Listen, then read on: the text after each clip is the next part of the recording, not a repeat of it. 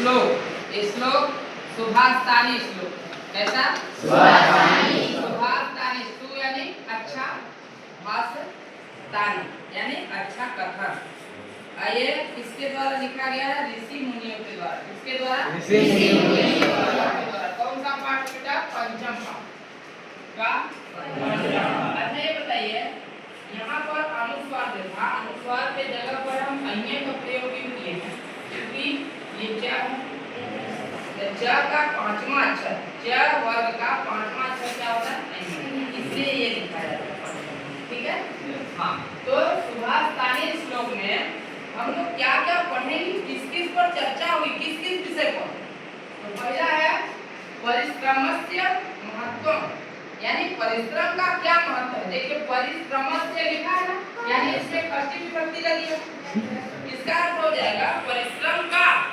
महत्व परिश्रम का क्या महत्व है इसको हम लोग जानेंगे इस श्लोक के माध्यम से दूसरा क्रोधस्य दुष्परिणाम क्रोध का बुरा परिणाम क्या होता है इसको हम लोग जानेंगे और तीसरा सामाजिक महत्व मनुष्य एक सामाजिक प्राणी है तो मनुष्य में मनुष्य को समाज के लिए मनुष्य का क्या महत्व है इसको पढ़ेंगे और हमारे लिए समाज का क्या महत्व है ये जानेंगे वस्तु नाम उपादेयता कोई वस्तु मूल्यवान और कोई वस्तु मूल्यहीन नहीं होती उसकी उपयोगिता के आधार पर होता है इसको देखेंगे और बुद्धि वैशिष्ट्य हम देखेंगे यानी बुद्धि का किस प्रकार इस्तेमाल होता है तो चलिए पहला श्लोक चालू करते हैं मेरे साथ तत्पर वाचन करेंगे यानी पहले मैं बोलता हूँ फिर इसके बाद स्वर से है ना आलस्यम ही मनुष्याणाम आलस्यम हि मनुष्याणाम् शरीरस्थो महान् रिपुः शरीरस्थो महान् रिपुः नास्त्युक्तं समो बन्धुः नास्त्युक्तं समो बन्धुः कृत्वायं नावसीदति आप देखिए इसका अर्थ देखिए कि मनुष्य का जो शरीर है तो मनुष्य के शरीर का सबसे बड़ा शत्रु क्या है आलस क्या है आलस आलस से माने जाते हैं वो चीज जिसको काम तो जो आलसी व्यक्ति होते हैं वो अपने शरीर के सबसे बड़े दुश्मन ठीक है नास्त्युक्तं समोबन्धु स्वयं नास्तिदति यानी आलस से मनुष्य का सबसे बड़ा शत्रु होता है और परिश्रम मनुष्य का सबसे बड़ा मित्र क्या मित्र होता है परिश्रम नास्त्युक्तं समोबन्धु स्वयं नास्तिदति यानी जो परिश्रमी व्यक्ति है परिश्रम के समान कोई बंधु नहीं है और आलस्य के समान कोई दूसरा श्लोक देखते हैं गुणं वेत्ति न वेत्ति निर्गुणो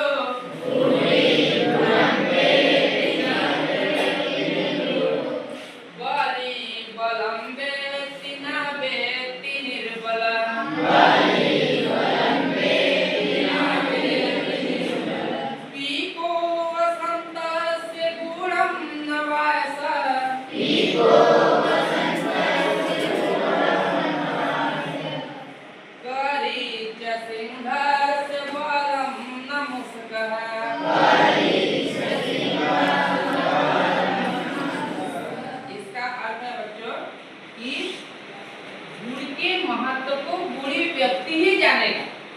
गुण के महत्व को गुणी व्यक्ति ही जानेगा और बल के महत्व को बली व्यक्ति ही जानेगा गुण के महत्व को गुणी व्यक्ति जानेगा और बल के महत्व को बल व्यक्ति जानेगा जिसके पास बल नहीं रहेगा जिसके पास गुण नहीं रहेगा वो दूसरे के गुण के महत्व को क्या जानेगा तो जैसे कैसे जिस प्रकार की वसंत के महत्व को कोयल ही जानती है कौवा नहीं जानता पीको वसंतस्य गुणं न वासः यानी वसंत के महत्व को पीक ही जानता है कोयल ही जानता है कौवा नहीं जानता उसी प्रकार करिच सिंहस्य बलं नमस्कार हाथी जो है वही शेर के बल को जान पाएगा मूस क्या जानेगा मूस नहीं जान पाए उस मतलब समझ रहे हैं? अगला श्लोक है क्रोधो हि शत्रु प्रथमो नराम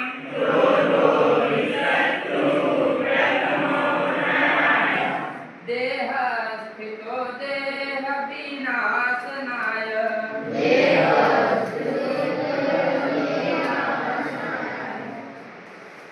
यथा स्थिति काश्च गतो हि वह्नि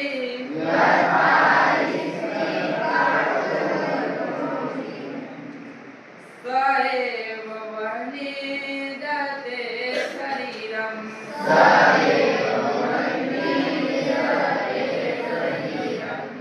स एव वह्निर्दहते शरीरम्। अब देखिए इसका अर्थ ये है कि क्रोध जो होता है, अभी हमने देखा आलस्य मनुष्य का सबसे बड़ा शत्रु होता है। अब क्रोध मनुष्य को जला देता है। जिस प्रकार से यथा स्थिति काष्ठ गतो हि वह्नि, जिस प्रकार से अग्नि लकड़ी को जला देता है, लकड़ी को जला के राख कर देता है, उसी प्रकार क्रोध जो होता है वो मनुष्य के शरीर को जला देता है, मनुष्य के शरीर को जला देता है। यानी मनुष्य को अगर क्रोध करता है व्यक्ति तो किसका नुकसान करता है? वो शरीर का नुकसान करता है और वो धीरे धीरे शरीर को क्या करता है? लकड़ी, इस तरह लकड़ी, बड़ी से बड़ी लकड़ी को आगे जला के राख कर देता है। उसी प्रकार क्रोध भी मनुष्य के शरीर को जला के वाह, बहुत बढ़िया बोले कि लकड़ी को आगे जला के राख करती है, लेकिन गुस्सा जो है, क्रोध जो है, वो मनुष्य के शरीर को गला के खाक करती है। ठीक है, चलिए अगला है मृगा मृग संग मानो व्रजन्ति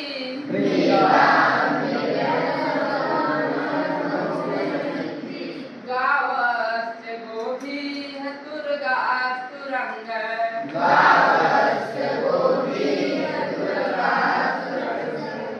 मूर्खाश्च मूर्खा सुधिया सुधीभिः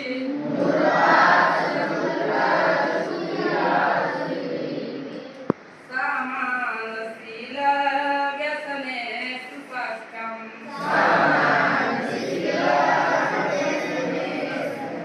अब देखिए इसमें बताया गया है कि जो संगत होती है, ये बताओ गाय और भैंस हैं, तो दूसरे यहाँ से गाय और भैंस जब आएंगे तो गाय या बैल वो एक झुंड में जाएंगे और भैंस भैंस एक झुंड में जाएंगे, छेरी छेरी एक झुंड में जाएंगे। वही कह रहा है कि मृगा जो है वो एक झुंड, हिरण हिरण एक तरफ जाएंगे, गाय गाय एक तरफ जाएंगे और जो घोड़े हैं वो एक तरफ जाएंगे। यानी सबका अलग अलग झुंड बनता है।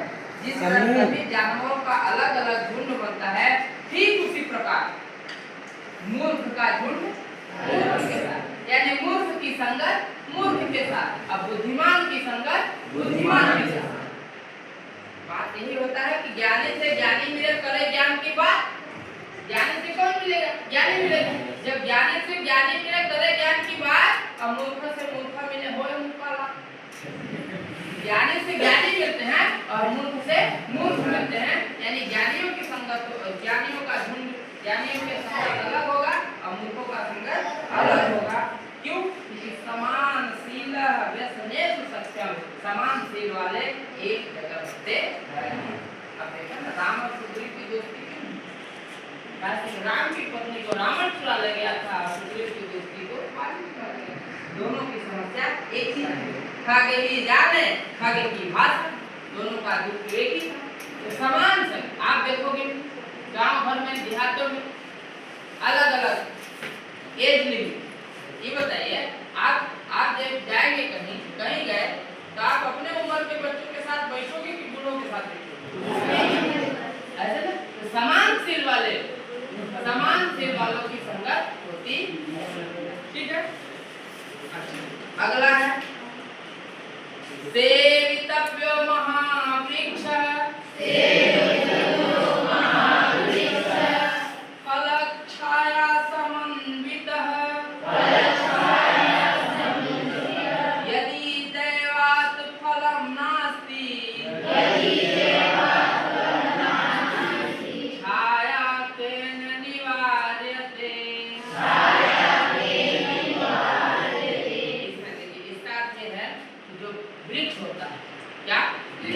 वृक्ष होता है हमारे लिए महासेवक के रूप में काम आता है।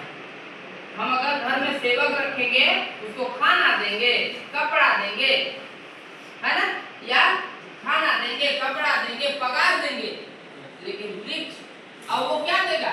वो अपने घर से, जो सेवक हमारा होगा, वो अपने घर से कुछ ला के नहीं देगा, जो हमारे घरवा में रहेगा उसी को देगा। लेकिन वृक्ष बदले में कुछ नहीं देगा, ना खाने के लिए पानी देगा, ना दाना देगा, कुछ नहीं देगा, सब प्रकृति से ले लेगा। बदले में हमको ऑक्सीजन देगा, देगा कि नहीं? फल देगा, छाया देगा। लेकिन कहा जा रहा है कि हम उस पेड़ को काट देते हैं जिसमें फल नहीं लगता, काटते हैं ना। लेकिन आप समझिए, वृक्ष जो है हमारे लिए महासेवक के रूप में काम आता है। अगर वो फल नहीं भी दिया तो भी उसे हमें नुकसान नहीं पहुंचाना चाहिए, क्योंकि फल नहीं दिया ना, छाया देगा, ऑक्सीजन देगा, घर की शोभा बढ़ाएगा, इतना कुछ दे रहा है। हमसे ले क्या रहा है? कुछ नहीं। लेकिन हम तब पर भी काट देते हैं कि हाथ मार देगा, खेती नहीं होगी, ऐसा करके काट देते हैं। ठीक? अरे उसके जो पत्ते गिरते हैं, उस पत्ते से हुमस खाद बनता है, और हुमस फसल के उपजाऊ यानी मिट्टी को उपजाऊ बनाता है। तो चलिए एक और है, अमंतरम अक्षरम नास्ति, नास्ति मूलमनौषधम्, अयोग्य पुरुषः नास्ति, योजकस्तत्र दुर्लभः। बहुत बढ़िया है। कोई ऐसा अक्षर नहीं है जो मंत्र नहीं है, कोई ऐसा अक्षर नहीं है जो मंत्र नहीं है, कोई ऐसा जड़ नहीं है जो दवा नहीं, औषध, औषध यानी दवा, कोई ऐसा जड़ नहीं है जो औषध नहीं है, कोई ऐसा मंत्र जो, कोई ऐसा अक्षर नहीं है जो मंत्र नहीं है। बस उसको हम जोड़ नहीं पाते, उसको हम पहचान नहीं पाते हैं, इसलिए वो हमारे लिए अकारक लगता है। क्या नहीं होता हमारे अंदर?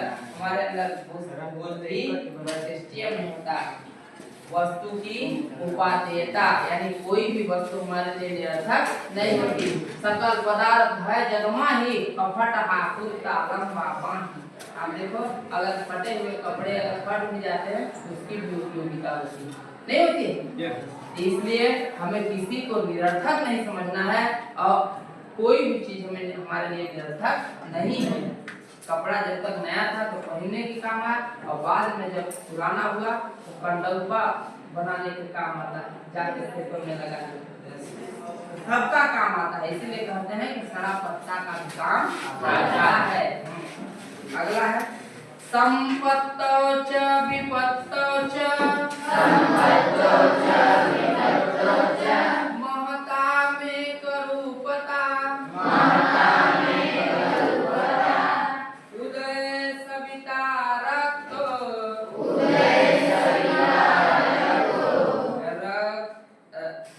रक्तास्त अस्तमय यथा। हाँ, संपत्तो च विपत्तो च, इस प्रकार सूर्य को देखो, सविता है सूर्य, सविता माने सूर्य। अब देखो संस्कृत और अंग्रेजी में क्या क्वालिटी है, आपको यस यू यम सन सन माने सूर्य, इसके अलावा कोई भी मीनिंग नहीं मिलेगा। लेकिन अगर संस्कृत में देखो, हिंदी में देखो, तो सूर्य के 84 नाम आते हैं। तो सविता माने का हुआ सूर्य। तो सूर्य जो है आप देखोगे उगते हुए भी लाल होता है और डूबते हुए भी लाल होता है। इसका मतलब ऐसा नहीं कि घबरा जाता है, पीला हो जाता है, जब डूबने लगता है तो पीला हो जाता है कि क्या बताएं, अब तो हम विपत्ति में हैं। नहीं, उसी प्रकार हमको भी एक समान रहना चाहिए, चाहे विपत्ति हो या चाहे सुख हो या दुख हो। हम सुखी, अगर हमारे पास सुख है इतना खुशी ना मनाएं कि फिर दुख में बदल जाए। जैसे एक घटना आई थी कि हम लोग इतना एक्साइटेड हो जाते हैं, इतना उत्तेजना आ जाती है हमारे अंदर। एक बार कोरोना काल जब चल रहा था, तो कोरोना काल में घटना थी, एक व्यक्ति रिलीव हुए अस्पताल से, कोरोना से जंग जीत के वो घर आए, तो घर आए तो जानते हो क्या उनको घर आने की खुशी में पार्टी हुई और पार्टी में फायरिंग हुई और फायरिंग में 3 लोग मर गए। एक व्यक्ति जीवित है, उनकी खुशी में पार्टी हुई, पार्टी में फायरिंग हुई, फायरिंग में 3 लोग मर गए, तो कौन खुशी? इसलिए खुशी में बहुत ज्यादा अगर आपके घर सुख है तो सुख होने पर बहुत ज्यादा खुशी भी न होना और बहुत ज्यादा दुखी भी न हो, क्योंकि ये समय जो है वो बदलता रहता है, एक जगह नहीं रहता। इस तरह हमें किसके समान रहना चाहिए? सूर्य के समान रहना चाहिए, क्योंकि सूर्य उगते हुए भी लाल होता है और ढलते हुए भी लाल होता है। अब अगला है लास्ट श्लोक। विचित्रे खलु संसारे नास्ति किंचित निरर्थकम् अस्वचेद धावने वीरः भारस्य वहने खरः। इस विचित्र संसार में कोई भी निरर्थक नहीं। इस विचित्र संसार में कोई भी निरर्थक नहीं है। निरर्थक यानी बेकार। कभी कभी हम कह देते हैं सब बेकार, कोई भी बेकार नहीं है। कैसे?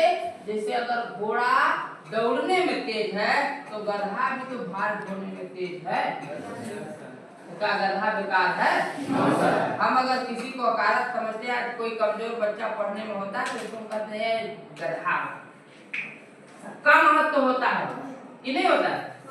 अगर घोड़ा दौड़ने में तेज है तो गधा भी तो भार ढोने में तेज है। कहाँ घोड़ा बहुत ज्यादा सार्थक हुआ और गधा निरर्थक हुआ? इसलिए सकल पदार्थ है जगमान, इस संसार में सब अच्छे। धन्यवाद।